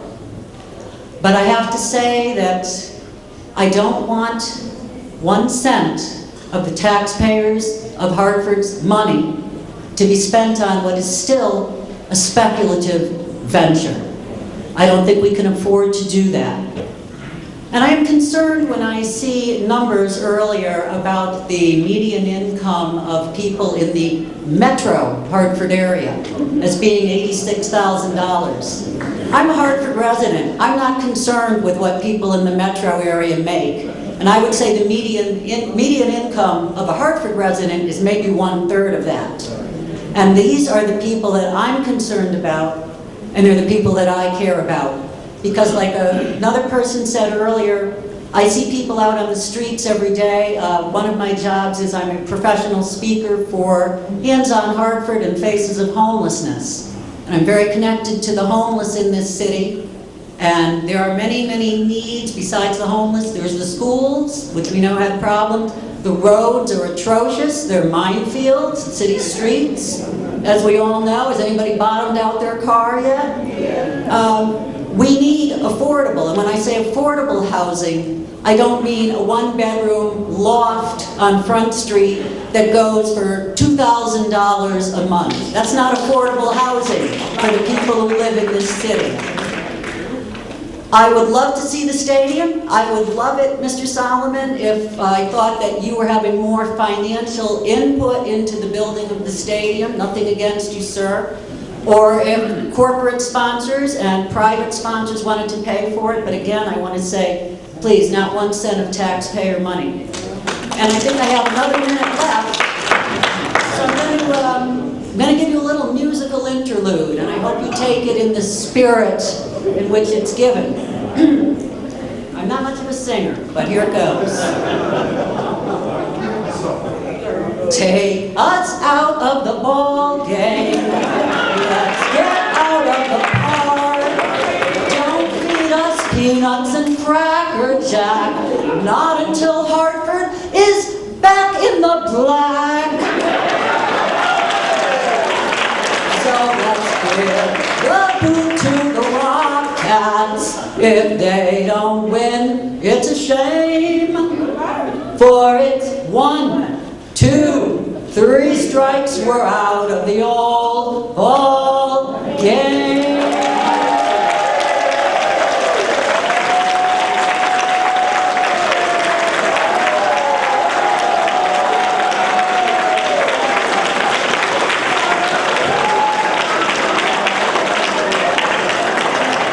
And what's really amazing, ladies and gentlemen, she did that in less than 3 minutes. Oh, yes, sir. Have you got a dance? I'm not doing that part. Thank you. My name is Charlie Ortiz, and I live at 760 Prospect Avenue. I'm here because I'm a resident of Hartford, and I'm here as a resident to say that I support the stadium. I am also a business owner. I have many properties in the city, and I expect to continue to live in Hartford, and the city where I moved in 2000, and I truly fell in love after moving and being relocated up here. I felt that the city has a lot of potential, and there is some, slow in regards to a lot of things coming from different cities that I live, more progressive. But it's a city that I fell in love with the landscape. I fell in love with everything, the diversity. I fell in love with the sense of community, and I love that. And that's one of the reasons why I stay. So as a business owner, I would say that I support, and I know that through many administrations that I've been here, that I see in follow politics, I also noticed that taxes have always gone up. And through this administration, I have to say, just to give credit, that we have kept it as low as we can. And I am sure, Mr. Mayor, that as my request, that we will try to do this without any tax increase, because as a business owner and everything else, I love to see this happening so we can move the city forward. Thank you. Okay, thank you very much. We have another speaker, please, sir. Good evening, my name is Kevin Brookman. I was going to start with a song, but now that's already been done. I think most people in this room want to see this deal succeed. We're getting tired of failures. You know, Mr. Mayor, every time we have another shooting, another homicide, another time a ceiling collapses on students in a classroom, those are failures. We're getting tired of those. We want to see something succeed. But we can't, you know, not hire police classes, not repair our schools because we have no money, but we can give money to a baseball team. We just can't do that. I also think your salesmanship on this deal has been awful. You haven't instilled any confidence in me that the numbers make sense. You haven't instilled any confidence in me that you even know what you're talking about. Last week when you did an interview with, I think it was Jenna Carlesso with The Current, about the finances, how is this going to be paid for? How is this going to work? What's it going to do for taxes? All your answers were, we think, we believe, we hope. Even tonight, people have asked specific questions that you can't answer. Why weren't these things already put on your website for people to go and look? That consultant's report makes no sense. Mr. Deller, one of the things you told The Current when they asked you how we're going to pay the debt service off on this was parking. And you quoted that we're looking at 2,700 cars coming in for games parking in the Mac Garage. The Mac Garage only holds 900 cars. How are you going to fit triple that number into that garage? Your numbers don't make any sense. And the other part is, I'm glad to see Mr. Solomon here. Hopefully he'll be here to talk to people after this, because I think I can honestly say I've never met a billionaire. And I would like to ask,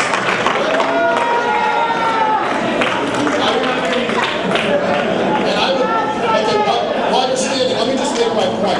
I would just like to say, please stop dividing our city. It's great to see everybody come together like this, but stop dividing us. Do like every other, or almost all other small business owners in this city do. Go to a lender, sign your name on the bottom line, assume the risk for yourself, and build the stadium. I'm sure.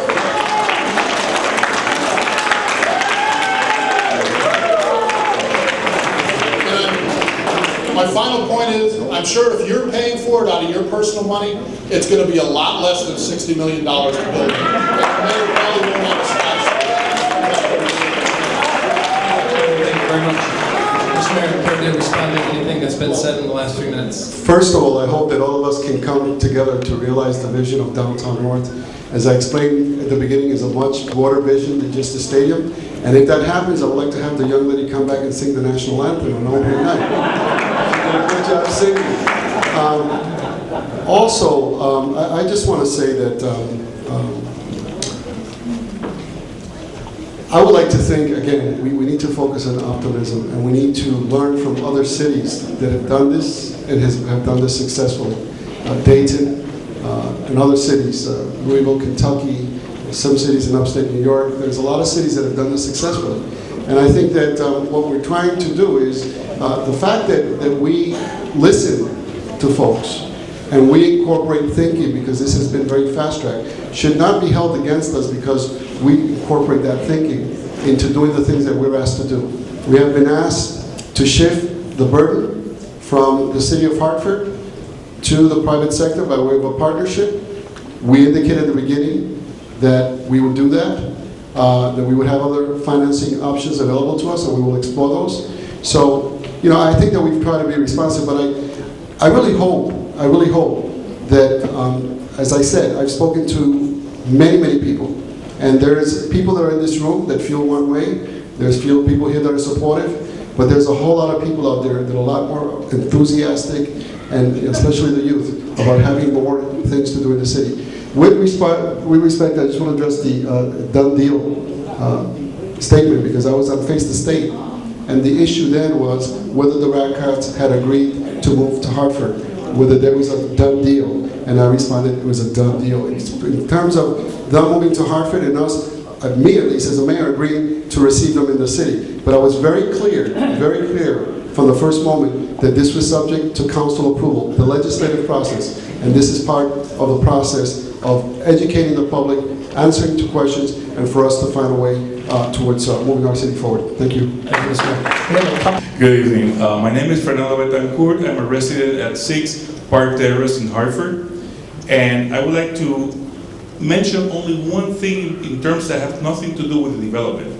Public-private partnerships are very successful all over the world if they're done right. However, the system, I hope that in the future we can have another mayor, another forum where we address how these conversations, these negotiations are done. I remember when I was in an administration in New Haven, I remember we wanted to bring Paul McCartney for a concert that was going to bring $1 million in the city, and they opposed it. So say no to everything that is being proposed. It's not necessarily a good recipe for development. Look at what's happening in Washington. Second, I know you're mayor, you're not going to ask me for my opinion. However, I don't understand that a politician or an elected official should be elected if they're not willing to take risks. Having said that, I work every single day. I represent the San Juan Center Inc., the oldest Latino community, social service community in Hartford, organized in 1957 and incorporated in 1971. And we are there in Clay Arsenal.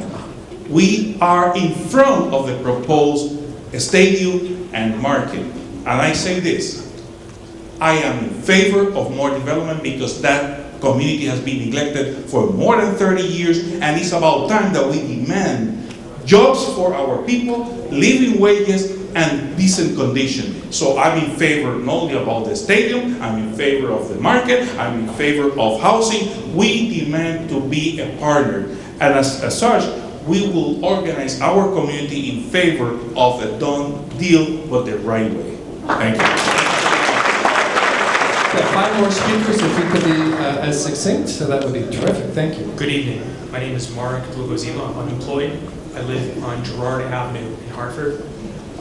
There's a number of words mentioned tonight: optimism, dialogue, transparency, proposals, projections, speculation, and dreams. I believe that there's a number of words that were mentioned tonight: optimism, transparency, proposals, projections, speculation, dreams, and dialogue. To say that people are here, you got me here, first of all. It's the first time I'm in a public kind of, thank you. To say that there have been failed real estate developments in the city is an understatement. I think to learn from mistakes is really what needs to take place. To think that it's not optimistic, or actually, I don't believe that there's anyone here that wouldn't want a baseball team in Hartford.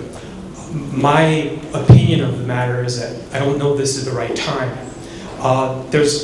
The Excel Center was redone. A number of retailers were forced out of their businesses. No one really moved in and took their place. I think that there's other people that probably should, like this dialogue that's taking place tonight, it seems to me this type of dialogue should have perhaps taken place 6 months ago or a year ago. But this could be a starting point. This could be a place where we can go forward. If people showed an interest and effort, I think something like this could happen realistically, but I don't really believe it's feasible right now. I think that there's way too many people unemployed. There's the retail centers in the area. I mean, even there's a lot of vacancy. I believe that I live outside of the city, but some of the retail areas there where people have set business up, the rents are high. It seems to me that matter, but I also believe something that could bring things to a position where the Rockcats could be very successful and the downtown could thrive and the city could do better, because we have a lot of out of town real estate owners that rent to people that maybe they should be here. They should take part in this kind of discussions. Maybe rent control should be an issue that should be introduced. Thank you, sir, very much.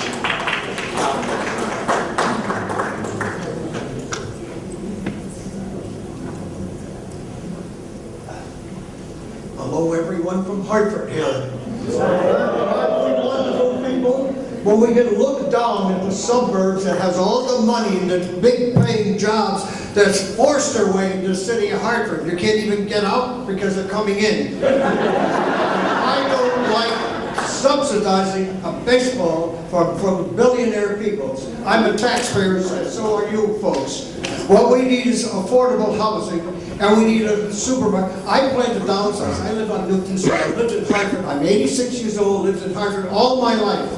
I've seen this city so vibrant, it's unimaginable. We can come back to this again if we have independent people having markets and clothing stores like it was years ago.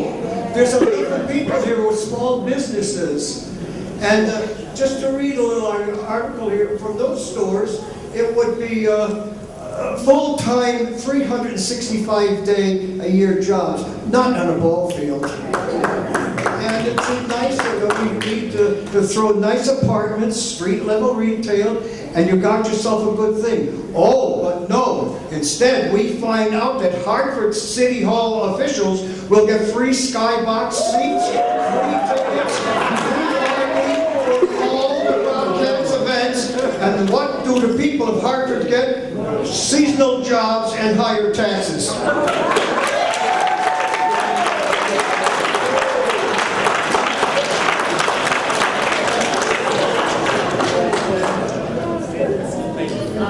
I have Councilman Dortch, Evelyn Richardson, and Eric Ware. Okay, I believe these three speakers will close the session as we are nearing the 8 o'clock hour. So, Mr. Deutsch, please, Councilman Deutsch.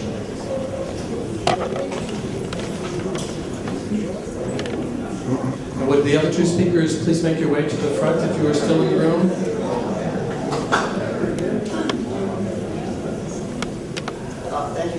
Thank you. I hope just to ask some questions so that everyone can get some answers, including the last speaker. And so I was thinking of just asking questions, but I suggest that everyone else ask the same questions in order to make this decision. And the first question I have, does everyone know what this thing is? It's a level, it's a carpenter's level. And we hope it makes sure that all the politicians and lawyers stay on the level. Now, there's one other thing that hasn't been mentioned, so far as I know. Everyone know what this little brass thing is here? It's a union. It's a union coupler of pipes. It's a union. So when you look at examples of construction, let's take some lessons. We're interested in what kind of jobs we bring to Hartford, aren't we? The questions have been touched on. I'll try to be brief because, of course, we can't. Jobs. We want to need jobs, but what kind of jobs? Do we need low-wage jobs, seasonal, or do we need good living wage union jobs that stabilize the city, build it the way it used to be? Community benefits agreements. Do we need something firm and written down that the development will achieve for the neighborhoods, not just downtown north? We want, as I said, on Face the State, Enfield Street, Hillside Avenue, Parkville. We want a signed agreement with the developer and the administration, and most important, the community organizations, don't we? That's the question. Shouldn't we have a signed agreement involving the neighborhood organizations that agree? Third, isn't there a way that the lawyers can give us a firm guarantee that if the team leaves before it's 25 years, how will the city be made whole? Will there be an escrow fund, a bond surety that guarantees that we taxpayers don't get left holding the bag? That's the question. And there are plenty of lawyers around. Surely you can answer that. And other people as well. The fourth question. The fourth question has been mentioned. Why haven't the taxpayers, the city council, everyone, and the press known about this earlier? Okay. So that's the question that has been already addressed. This is openness, transparency, and people are critical. It hasn't happened. And also, the state representatives, Representative McCory, Senator Coleman, the other state reps were taken by surprise. Why is that? They represent you, all of us. Okay? The next one. Will there be if the stadium leaves, if the stadium leaves early, will it be compensation for the local businesses that depend on it if they take off? And last, I'll skip a couple. Do people support, after the city council has considered committees, this and that, do they support having a referendum where we have power to the people?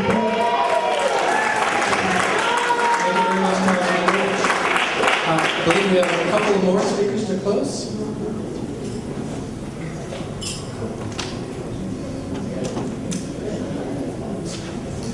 Hello, my name is Evelyn Richardson. I reside at 150 Enfield Street here in Hartford.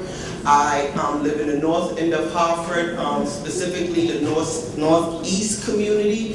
And there's one statement that you made, Mayor Segaldo, that I tend to disagree with, and that is that you didn't want the grocery store to drive the project. And from a business standpoint, I'm trying to wrap my head around it and understand it. But for the fact that I have lived in the food desert in Clay Arsenal and in the Northeast community for the last 15 years, I would like to say that if you ask some of your constituents in the north end of Hartford, maybe a grocery store would have been able to drive the project for our community.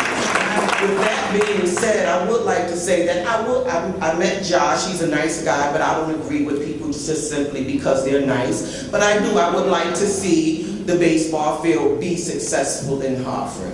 I would also have liked to see you make a way to not lose the people that were already in position to come into our community and bring that grocery store. I don't know what power you have to be able to kind of redirect some energy to get them back on the table, but I do know from the little bit of time that I've had experience around you all is that we don't get people to just come and say, okay, we can give up a great grocery store that was coming and we're going to get another one in a year or two. It might not happen. I would like for you to actually negotiate and make it pop. Hey, maybe our baseball people can build the grocery store and get them to come back. So I'm standing here today saying that I would like to see a baseball field come to Hartford. Okay, but with that said, anybody that knows anything about me know that I'm a critical thinker. I would like there to also be a community benefits agreement. If a baseball field is coming to our town, and with that being said, I would like to say this. I appreciated when Josh came and talked to us. He told us that there would be a community advisory board. I would like for Mr. Josh to kind of consider a governance board, because we know that community advisory boards tend to just take advice. It doesn't mean they have to follow it. You can sit there and talk to your blue in the face if you want.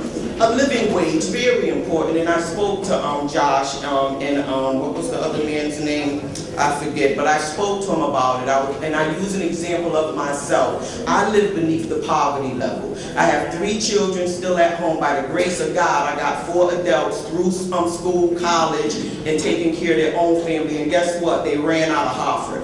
I don't want the rest of my children to feel like they got to get out of Hartford to be successful. And I believe that it's the politicians in our communities that make that a realistic expectation, that we want to keep our successful family members in our town. We don't want them to run out. So a living wage, what is a living wage? If the baseball field come 200 jobs, come say 100 or 50 or whatever comes to the Hartford residents, is that going to be an $8 an hour job for part-time? Because we just heard from Mr. Della that 4-time jobs probably won't be what our residents will get. By his terminology, that it goes to the people that work for the baseball entity. That's what he just said. I might not be wording it correctly, but I do listen. Living wage is anywhere between $18 and $23. And you're cutting that down to part-time. North End development. Mr. Josh said that $60 million was an inflated price. He said it will probably be able to be built for $35 million. If that's the case, that in my math, that says that there's about 25 left, and I'd like to see something happening in Clay Arsenal in the Northeast community. Because if you got people coming from other places to Hartford, they need to want to stop in in our communities too and spend some of that money.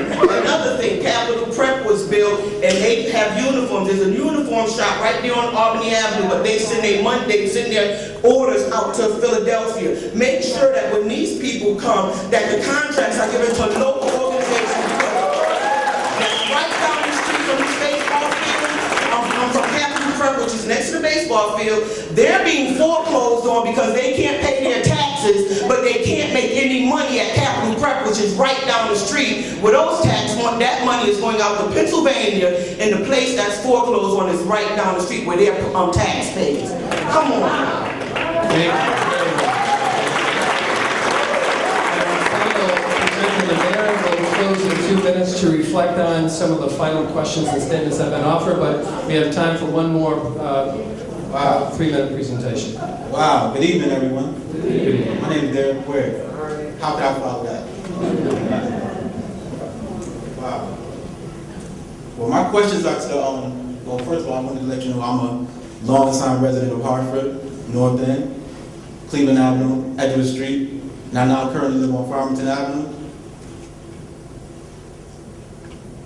My bit of grief is, I'm tired of being sold pipe dreams about jobs. I'm sick and tired of it. I don't know how many of y'all are, but every time I see something on the news about something coming to Hartford, oh, we got jobs, we got jobs, we got jobs. I've been unemployed for 3 years, living right next to the construction that's going on. Somebody let me know what's going on. My first question is, how did you come up with the median income of $89,000 for residents of the north end of Hartford? The last of my being known as being paid is $8, 50 cents, $9. Some of us are happy even $10 to $15 an hour. So where are you coming up with $89,000? Let me know. I'm willing to settle for half of that. Let me know. My question is to Mr. Solomon and Mayor Harper. How many of these jobs will be allocated to the unemployed residents of Hartford? I really want to know the answer to that. My second question is, who will reinforce those numbers? Because like I said, I'm tired of being sold pipe dreams.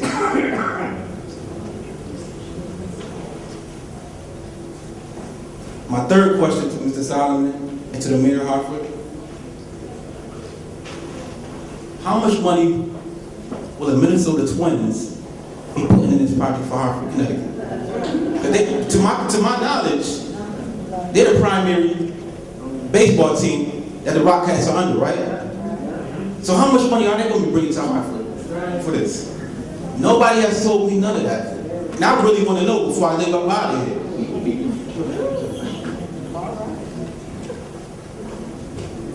I'm speaking boldly because we the ones that put y'all in the office. I mean, to the council members, to the mayor, to any other state representative or city representative out there, we the ones that voted y'all in. We needed a voice. Now, if y'all can't be our voice, I'm willing to stand up. I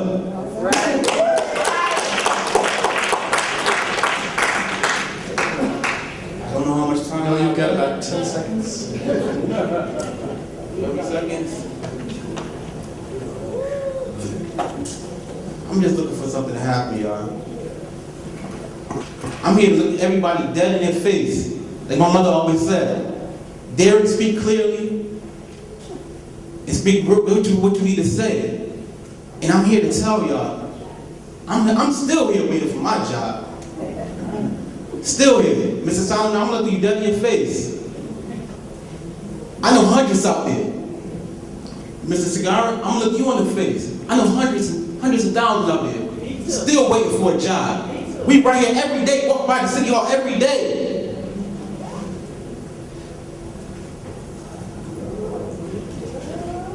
Let me know what's up. Thank you. Let me know what's up. You spoke very clearly, very passionately. I other speakers this evening. This has been terrific. We've invited the mayor to share a final reflection on questions and concerns and ideas that have been offered. Please do so, Mr. Mayor. Thank you. Again, I want to thank all of you for being here tonight. I love the participation. This is what our city should be about. I want to thank Jackie and the other folks who moderate, who assisted in tonight's event. Thank you for your work. I just want to say, at the beginning of the program, I was very clear to point out a vision for downtown North.